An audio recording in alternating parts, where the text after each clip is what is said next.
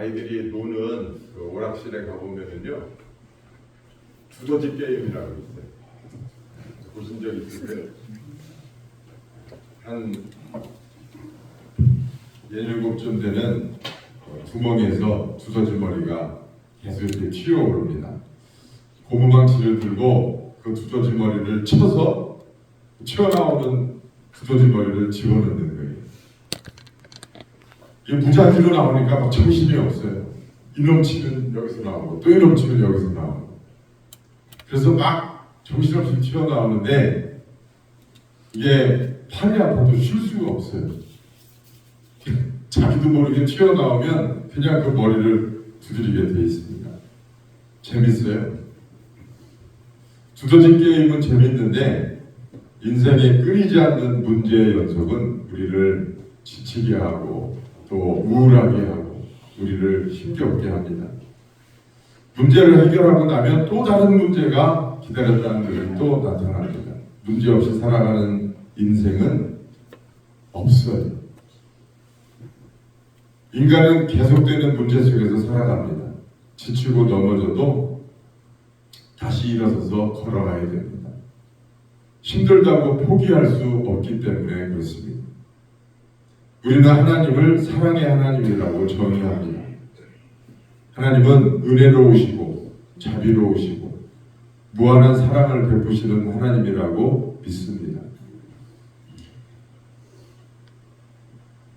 그런데 그렇다고 해서 하나님이 사랑과 자비만 말씀하시는 게 아니에요. 성경에 보면 하나님은 제일 먼저 뭐를 말씀하시느냐? 죄에 대해서 말씀하세요. 하나님이 세상을 창조하시고 제일 처음에 말씀하시는 게 죄예요. 아담과 하와가 에덴 동산을 만들어 놓으시고 거기 아담과 하와를 살게 하셨어요.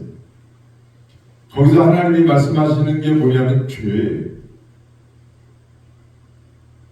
그 아담과 하와가 자식을 낳았는데 그 자식이 누구냐? 가인과 아벨이에요. 근데 아들이 셋이 있었어요. 가인, 아벨, 셋째 이름이 뭔지 아세요? 아담과 하와의 셋째 아들 이름이 셋이에요.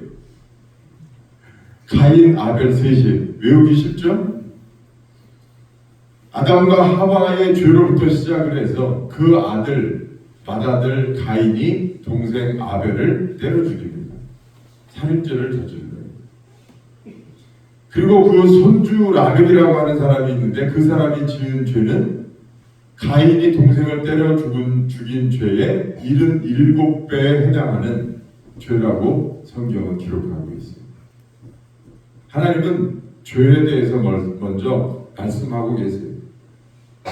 창세기 6장 5절에서 7절 말씀해 보니까 그런 죄악된 인생을 보시면서 하나님이 이렇게 말씀하세요. 여호와께서 사람의 죄악이 세상에 가득함과 모든 계획이 항상 악할 뿐임을 보시고 사람 만드신 것을 한탄하시며 근심하시되 내가 지면에서 사람과 모든 가축을 쓸어버릴 것이다. 그러면서 하나님이 홍수를 예고하세요. 그래서 노아의 홍수가 생겼습니다. 로마서 3장 23절 말씀에 보니까 모든 사람이 죄를 범하였음에 하나님의 영광에 이르지 못한다고 말씀하셨어요. 로마서 3장 10절에서 12절은 의인은 없나니 하나도 없으며 깨닫는 자도 없고 하나님을 찾는 자도 없으며 모두가 치우쳐 무익하게 되고 선을 행하는 자도 없다 그러셨어요. 하나님은 인간의 본질적인 상태를 단정적으로 말씀하십니다. 인간은 죄인이라는 거예요. 모두가 죄인이라는 거예요. 예외가 없다는 거예요. 누구나 다 죄인이라는 거예요. 그리고 그 죄를 해결하지 못하면 하나님 나라에 갈 수 없을 뿐만 아니라 어두운데 쫓겨나서 슬피 울며 이를 갈게 될 것이라고 말씀하고 있어요. 죄의 삭은 뭐라고요? 죄의 삭은 사망이라고 로마서 6장 23절에 분명히 말씀하고 있습니다. 여러분, 인생길이 힘들고 어렵지만 정말 힘들게 하는 것은 내 영혼이 바로 하나님의 진노 앞에 있다는 사실을 우리가 본능적으로 알고 있다는 거예요. 우리 인간은요, 본능적으로 심판 아래에 있다는 사실을 알아요. 벌받을 자리에 있다는 사실을 알아요. 그게 진짜 인간을 힘들게 하는 거예요. 그것이 여러분, 가난한 것보다도 실패한 것보다도 또 아프고 슬픈 것보다도 사실은 그게 인간을 더 비참하게 만들고 더 고통스럽게 만드는 거예요. 마치 몸에 박힌 가시처럼 그것은 계속해서 우리의 존재를 찔러댑니다. 그래서 인간은 막무가내로 달려가는 인생을 삽니다. 진노 앞에 놓여 있다고 하는 사실을, 그 사실이 내 의식 위로 떠오르기 전에 막무가내로 달려가서 그것을 의식하고 싶지 않은 거예요.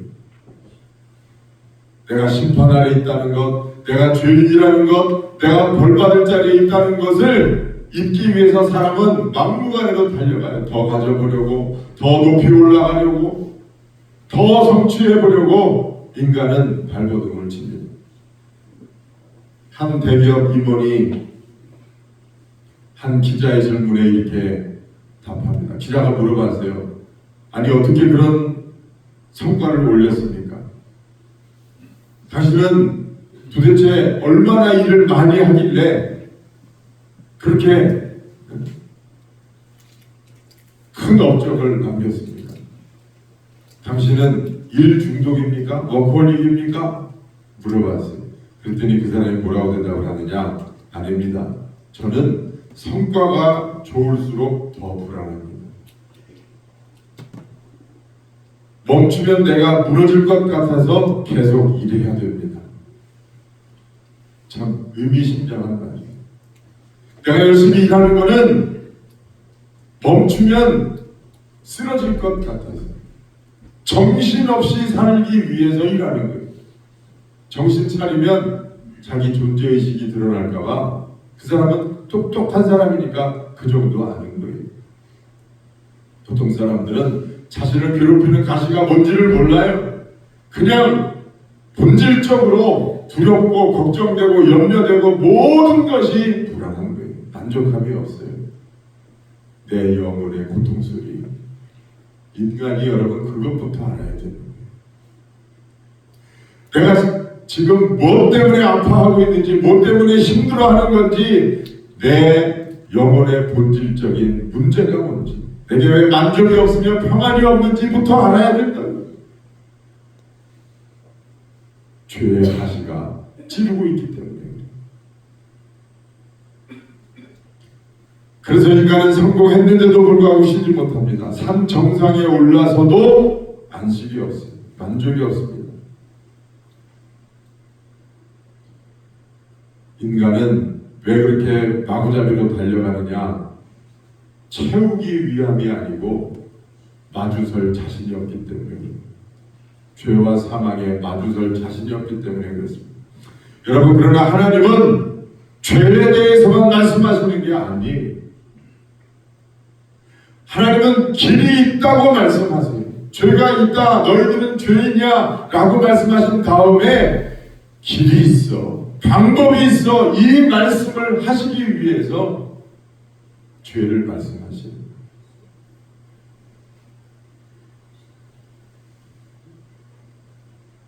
그 길은 바로 예수 그리스도십니다.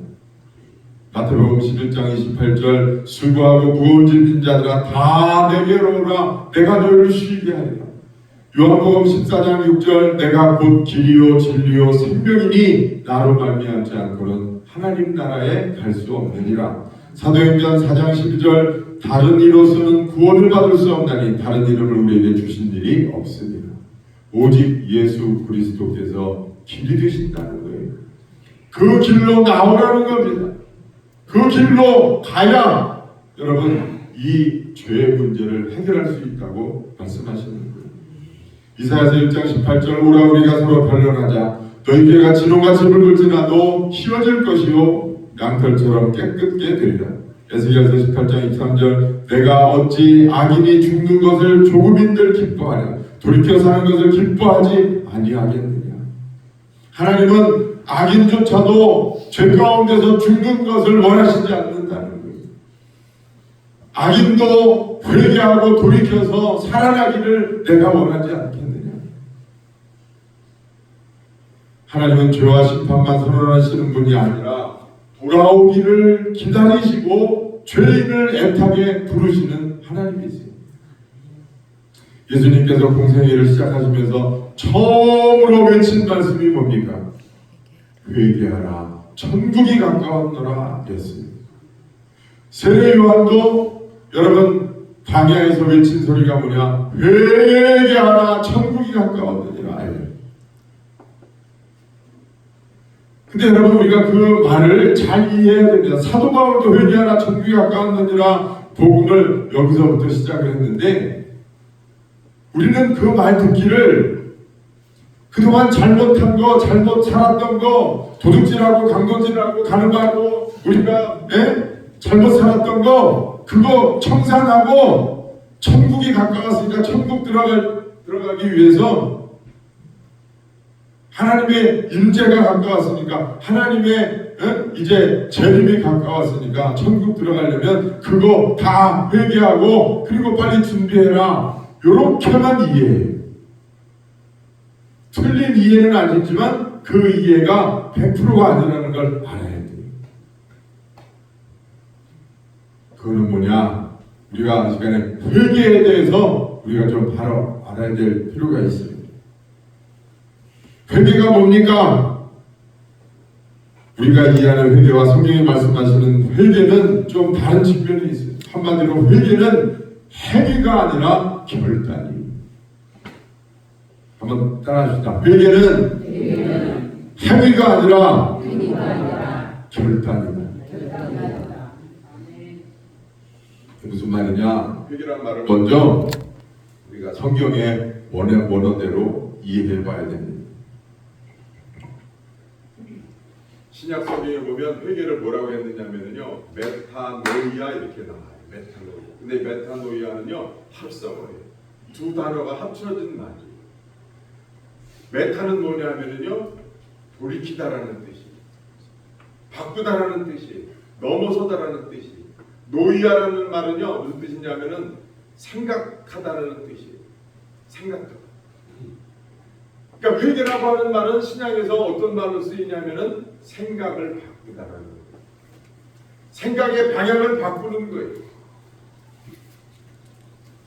그래서 신약에서 말씀하시는 회개는 영어 성경에 리그렛, 후회라고 되어 있지 않아요.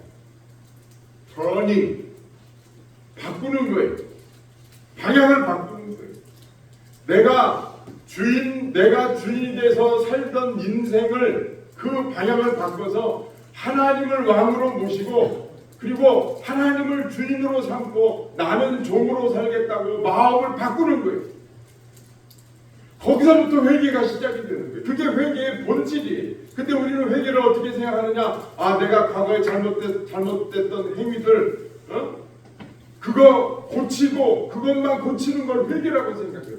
그거는 회개로부터 나타나는 현상이에요. 그걸 본질로 생각하면 안 되는 거예요. 회개의 본질은 뭐냐면요, 하나님께로 우리의 삶의 방향을 바꾸는 거예요. 그러면 내가 잘못 살았던 그 삶을 우리가 저절로 바꾸고 싶어져요. 바꿀 수 있는 힘과 능력이 생겨요. 그거는 회개의 열매고 현상이지 본질이 아니라고. 그게 여러분 비슷하고 같은 거 아니냐 이렇게 들을 수 있지만, 예를 들어서 내가 과거 회개라고 하는 것이 우리가 일반적으로 생각하는 그런 것만이라면 내가 과거에 잘못했던 행위만 고치면 구원받을 수 있느냐? 그렇지 않아요. 왜 그렇지 않느냐? 그러면 본인이 생각나지 않았던 죄는 어떻게 할 거예요? 앉으세요. 괜찮아요. 앉으세요. 네. 본인이 생각하지 못해서 회개하지 못하는 건 어떻게 할 거예요? 본인이 알고 뉘우치고 행위를 그치는 것보다 본인이 모르는 죄가 더 많아요. 본인이 생각하는 죄의 심각성보다 본인이 알지 못하는 죄의 심각성이 더 커요. 우리가 생각하는 회개가 그게 본질이라면, 행위만 고치는 것이 회개의 본질이라면, 여러분 그 사람은 구원받습니다. 회개의 본질은 뭐냐? 우리의 삶의 방향을 바꾸는 겁니다. 그래서 구약 성경에는 회개를 뭐라고 하느냐? 슈브, 나함 이렇게 나와요. 두 가지 단어가 나와요. 슈브는 뭐냐? 돌아오다, 되돌아가다라는 뜻이에요. 나함은 뭐냐? 탄식하다라는 말이에요. 탄식하다. 우리가 인생을 살아갈 때 이게 아닌데, 그리고 어느 날 하나님께로 돌아와서 하나님의 얼굴을 쳐다보니 하나님의 여기신 성령께서 내 마음에 임하셔서, 그렇지, 내가 이렇게 살면 안 되지, 하나님께로 돌아가야지. 하나님이 나를 기다리고 계시지. 하나님이 나를 사랑하시지. 하나님이 내 삶의 주인이시지. 이렇게 마음을 먹고 우리가 하나님 앞에 돌아가야 되겠다 라고 마음 먹는 그 순간이 회개인 거예요. 그래서 회개에 대해서 예수님은 좋은 예화를 주셨는데, 그게 바로 탕자의 예화. 여러분, 우리가 성경에 보면 회개한 사람들의 이야기가 많이 나와요. 근데 그 회개한 사람들이 전부 가슴을 치면서 전부 그 자신의 행위를 너무너무 마음 아파하고 고통스러워하면서 그렇게 하나님께로 돌아가는 사람도 있지만, 세리 같은 사람이죠. 주여 이 죄인을 불쌍히 여기소서, 그렇게 회개한 사람도 있지만, 그러나 여러분 대개 회개할 때의 모습을 보면 기쁨과 감사함과 소망과 기대함이 있는 거예요. 탕자가 여러분 아버지께로 돌아올 때, 아버지께로 다시 방향을 틀어서 집을 나왔던 그 아들이 방향을 틀어서 다시 집으로 돌아간다고 하는 것은 그게 회개인 거예요. 여러분 그때 마음이 어땠느냐? 고생할 때는 힘들고 어려웠지만 아버지를 다시 떠올리는 거예요. 그 고생 끝에 아버지를 떠올리는 거예요. 그래, 나한테는 아버지가 있지. 네? 내가 돌아가도 나를 마다하시지 않을 거야. 내가 너무너무 내 죄가 너무너무 크니까 나를 아들이 아니라 종으로 받아주옵소서. 내가 이렇게 이야기하면 아버지는 나를 내치지 않으시고 나를 받아주실 거야. 그래, 집으로 가면 돼. 집으로 돌아가는 게 문제의 해결점이야. 그러면서 이 아들이 그 아버지의 집으로 향하는, 그게 바로 회개예요. 여러분, 예수님과 함께 십자가에 같이 못 박히셨던 그 강도를 생각해 보세요. 그 강도가 그 십자가에서 회개했어요. 예수님, 오늘 낙원에 들어가실 때 저를 기억해 주옵소서. 그 마음은요, 예수님께 대한 기대와 소망이 있었어요. 예수님께 자신이 죄인임을 고백하면 예수님이 자신을 용납해주고 자신도 천국에 들어갈 수 있다. 여러분 평생을 강도짓을 하고 나쁜 짓을 하면서 살았던 죄인임에도 불구하고 소망이 있었어요. 하나님을 생각하니까, 하나님께로 돌아갈 생각을 하니까 소망이 있었어요. 그래서 이 강도는 회개하고 예수님과 함께 천국에 갔어요. 여러분 삭개오를 보세요. 삭개오가 예수님을 만나서 회개합니다. 잘못 살았던 인생을 회개합니다. 예수님이 삭개오 집에 같이 가셨어요. 그때 여러분 성경은 뭐라고 기록하고 있느냐? 삭개오가요 너무너무나 기뻐하는 거예요. 삭개오는요 기뻐하면서 회개하는 거예요. 자신이 정말 목숨처럼 아꼈던 그 돈을 말이에요 막 4배나 사람들에게 변상하겠다고 하면서 자신의 잘못된 삶을 회개했어요. 4배를 변상한다고 하는 거는요 강탈했다는 것을 고백하는 거예요. 강도짓을 해서 강도가 잡히잖아요. 그러면 강도를 당한 사람에게 그 당시 법으로 4배를 변상해 주게 돼 있어요. 그러니까 4배가 그냥 4배가 아니에요. 사개오의 그냥 내배를 이야기하는 게 아니에요. 내가 남의 것을 강탈했습니다라고 고백, 강도 같은 인생을 살았다고 고백하는 거예요. 회개의 순간이에요. 그런데 그 순간이 여러분 철철 눈물을 흘리면서 가슴을 치면서 자신의 죄를 고통스러워만 했는지 안 했는지 성경에 기록하지는 않지만 그것만이 다가 아니라고요. 우리가 알고 있는 회개는 여러분 그런 고통스럽고 힘들고 어려운 회개만 생각을 하는데 여러분 회개는요 하나님께로 방향을 돌려서 돌아가겠다고 하는 어떻게 보면 기쁨과 소망이 넘치는 순간이 회개예요. 여러분 하나님 앞에 회개하는 인생을 사시기를 주의 이름으로 축원합니다. 회개는 너무나 기쁘고 감사하고 너무나 복된 거예요. 회개하고 돌아오면 누구든지 하나님은 다 받아주시고 상한 때를 꺾지 않는다고 그러셨어요. 오늘 하나님께서 우리를 초청하고 계시다는 사실을 잊지 마세요. 여러분 세상에 죄인을 도와줄 사람은 아무도 없습니다. 그 어떤 것도 없습니다. 수고하고 무거운 짐진 자들아 다 내게로 오라 내가 너희를 쉬게 하리라. 너희는 내게 와서 내 멍에를 메고 배우라 그러셨어요. 뭐를 배우라고 하시는 말씀일까요? 예수님 말씀하시는 멍에는 뭡니까? 그때 우리가 그 소 두 마리가 같이 멍에를 맨 거 보셨죠? 예수님과 함께 걸어가자는 겁니다. 예수님이 함께 동행해 주시겠다는 거예요. 그러면서 당신을 배우래요. 당신의 뭐를 배우라는 겁니까? 내가 길이요 진리요 생명인 것을 배우라.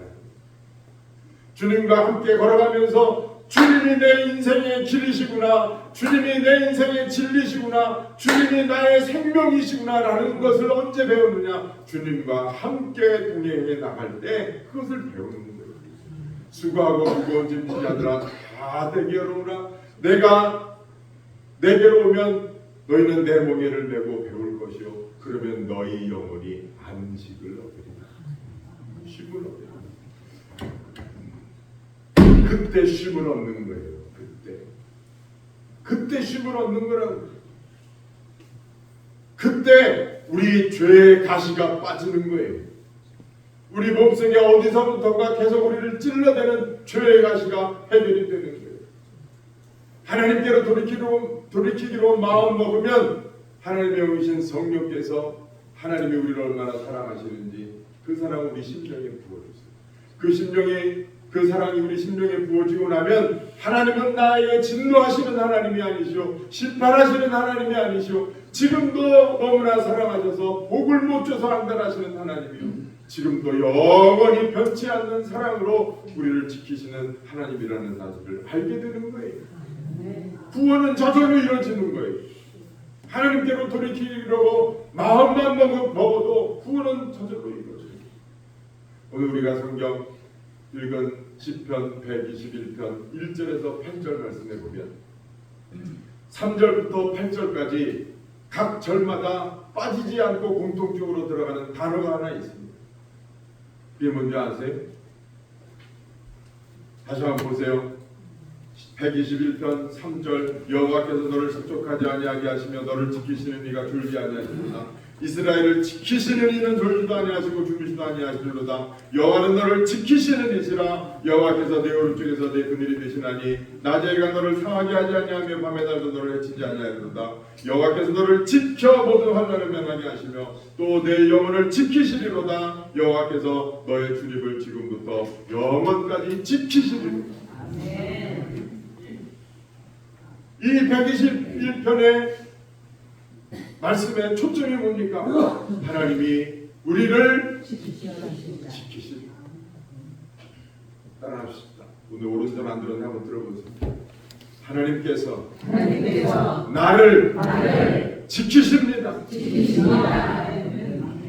그리고 두 갈식으로 1절 2절에는 뭐라고 말씀을 하십니까? 지키신다고 말씀하시기에 1절 2절 함께 공동합니다. 시작. 내가 산을 향하여 눈을 들으라. 나의 도움이 어디서 올까? 나의 도움은 천지를 지으신 여호와께서.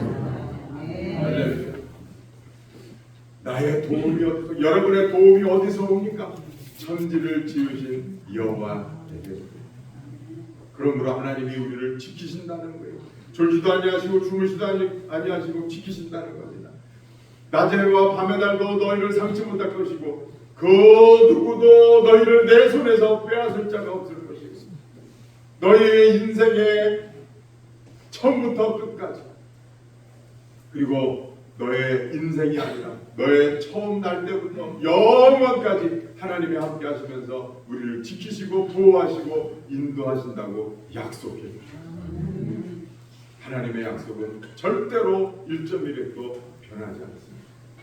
여러분, 하나님께서 성경을 통해서 우리에게 말씀하고 계시는 거예요. 너희는 죄인이야. 너희는 죄인이야. 그걸 먼저 알아야 돼. 그걸 알아야 길을 찾을 거 아니니. 그걸 알아야 방법을 찾을 거 아니니. 그런데 하나님이 너희는 죄인이라고 말씀하시기 전에 하나님이 우리의 영혼 속에 우리가 하나님 앞에 심판받을 자임을 하나님이 알게 하시는 장치를 심어주셨어요. 그래서 인간은 본능적으로 깊은 영혼 속에서 아는 거예요. 그래서 인간이 힘들고 어려워. 그게 진짜 힘들고 어려운 거예요. 다 벌어놓고 다 성취했어도 만족이 없는 건 그래서 그런 거예요.